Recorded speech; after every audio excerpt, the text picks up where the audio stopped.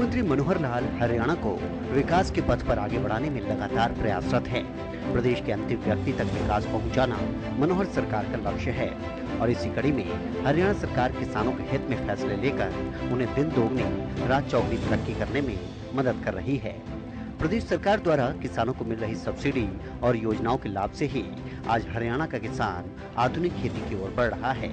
प्रदेश का किसान आज जानता है कि कैसे कम लागत में अच्छा मुनाफा कमाया जा सकता है।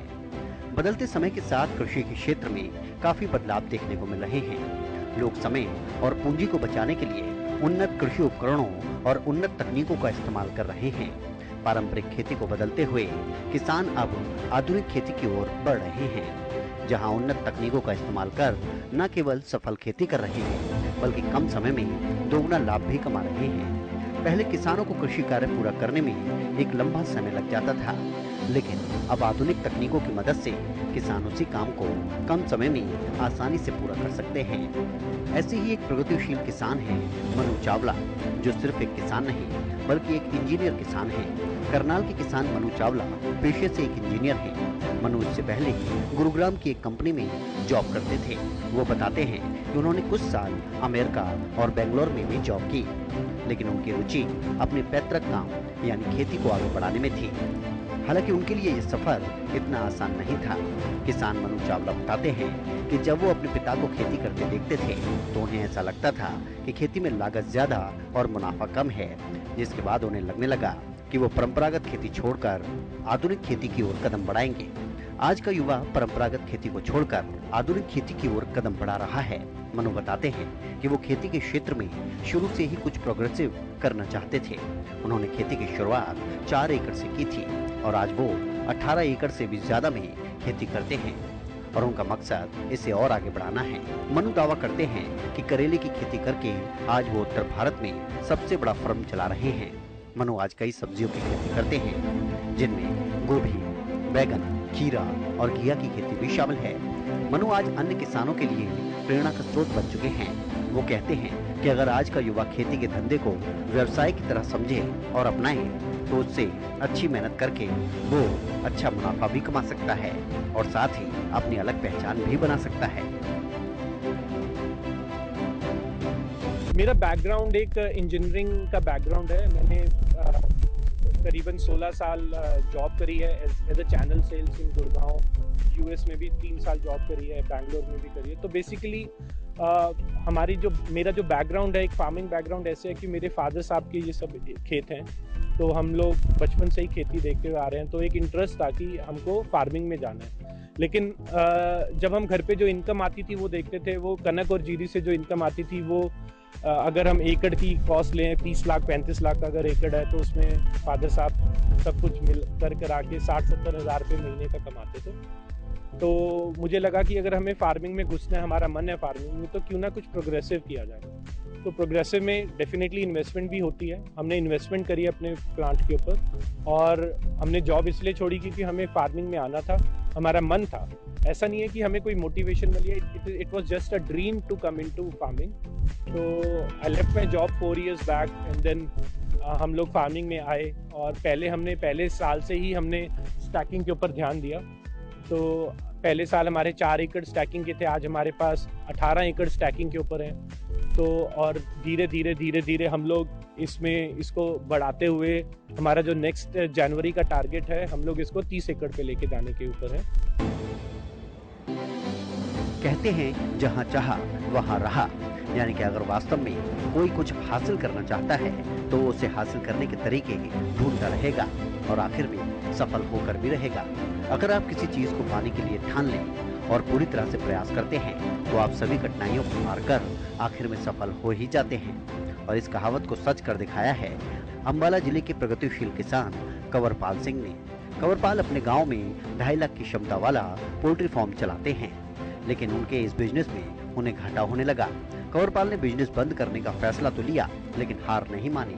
उन्होंने उच्च ज्ञान हासिल करके अपने पोल्ट्री फार्म में ही केले की फसल उगा दी और अपने कड़े परिश्रम से ये करके दिखा दिया कि केले की फसल, जो केवल दक्षिण भारत में ही पैदा होती है, अब उत्तर भारत में ही नहीं बल्कि हरियाणा में भी पैदा होगी।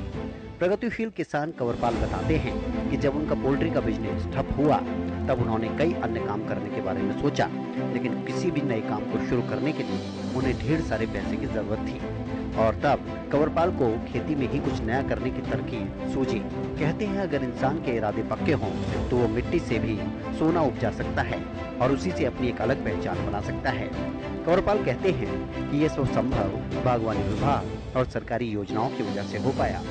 जो ज्ञान और मदद उन्हें विभाग की तरफ से मिलती थी, उसी की सहायता से उन्होंने आधुनिक खेती करना भी सीखा।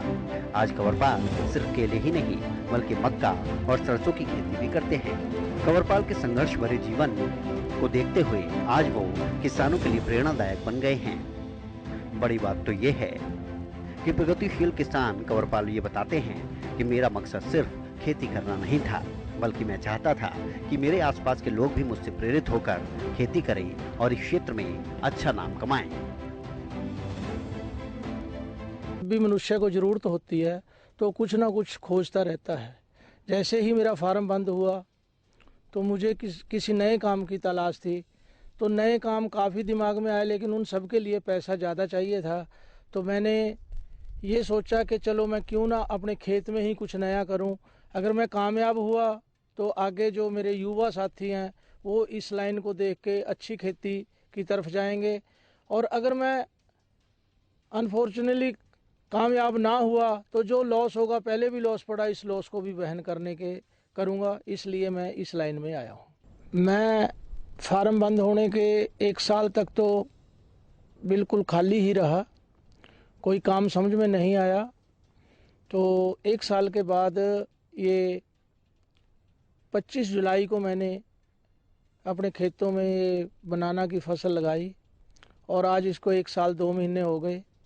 तो मैं काफ़ी कंफ्यूज भी था। इस बार सर्दी ज़्यादा पड़ी तो थोड़ी फसल में नुकसान भी हुआ।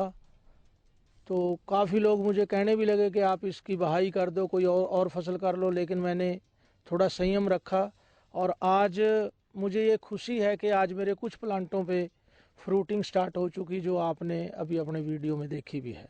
मैं हॉर्टिकल्चर विभाग का धन्यवाद करता हूँ क्योंकि उन्होंने मेरी टाइम पे काफ़ी सहायता भी की है। मैंने जब ये प्लांटेशन की जुलाई में तो इसके साथ मैंने मकई की फसल लगाई थी और जो मुझे अब काफ़ी अच्छा प्रॉफिट उस फसल ने दिया और केला भी मेरा साथ साथ चलता रहा। और उसके बाद मैंने इसमें सरसों की फसल लगाई, वो भी काफ़ी अच्छी रही, काफ़ी लोगों ने उसको देखा और जिससे कि मेरा घर का खर्चा वगैरह है, दोनों फसलों से मेरा वो चलता रहा।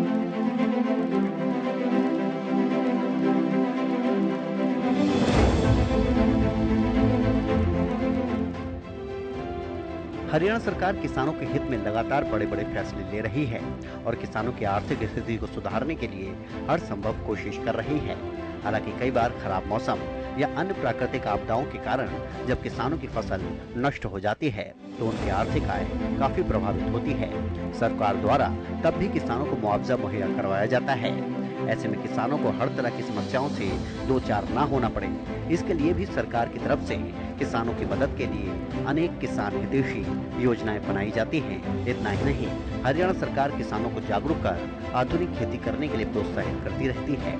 सरकार का मकसद है कि उन किसानों को खेती के लिए प्रेरित करना जो आज खेती से मुंह मोड़ रहे हैं। और आज मनु चावला और कंवरपाल जैसे प्रगतिशील किसानों की अगर बात करें तो उन्होंने अपनी मेहनत के साथ साथ अपनी नई सोच से खेती में नए नए प्रयास किए हैं। मनु चावला और कंवरपाल जैसे प्रगतिशील किसान जिन्होंने विपदा आने पर भी हार नहीं मानी, आज ये प्रगतिशील किसान अन्य किसानों के लिए प्रेरणा का स्रोत बन चुके हैं। हरियाणा में आज का किसान महज एक किसान नहीं बल्कि प्रगतिशील किसान बनकर सामने आ रहा है।